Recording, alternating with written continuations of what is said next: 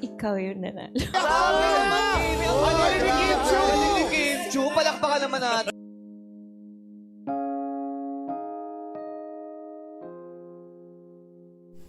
Tila unti-unti nang ang nabibigyan ng linaw ang mga espekulasyong hiwalay na sina Kim Chu at Sian Lim. Magpasa hanggang ngayon nga ay hindi pa rin tinutuldukan ng dalawa kung totoo nga bang napagdesisyonan na nilang maghiwalay matapos ang marami nilang taong pagsasama. Sa bagong segment nga ng It's Showtime na Especially For You, ay nakot on the cam si Kim Chu na tila ba apektado sa kanta na napili ng It's Showtime sa pagtatapos ng Especially For You segment. Ayon sa mga tagahanga ni Kim Chu ay tagos-tagusan sa screen ng kanilang mga telebisyon ang lungkot na nadarama ng aktres. Nang mapansin nga ni Kim Chu na nakatutok sa kanya ang kamera, ay agad nga lamang ito napangiti at napatakip ng muka.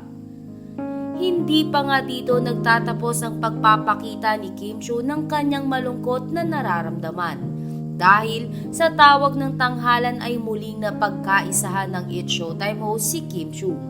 Ito nga ay nang ipagawa ni Vice Ganda sa aktres ang iba't ibang atake sa pag-acting gamit ang linyang "Ikaw ang nanalo".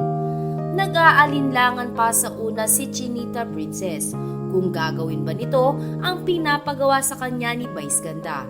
Dahil sinabi ng komedyante na dapat nitong masabi ang linya na para bang inagawan siya ng pagmamahal.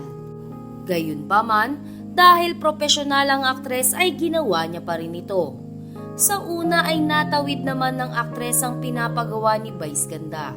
Ngunit nang ipinaulit na ito ni Meme Vice ay dito na tila nagkakrak ang boses ni Kim Chu, na animo ay relate sa linyang "Ikaw ang nanalo".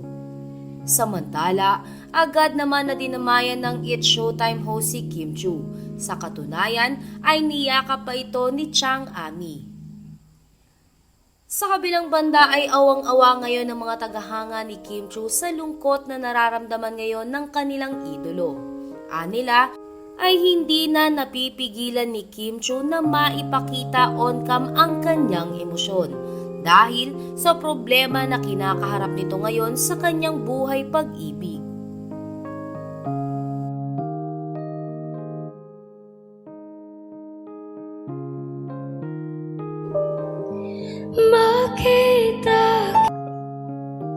Ikaw yung nanalo. Grabe naman! Ang galing ni Kim Chu! Ang galing ni Kim Chu! Palakpakan naman natin.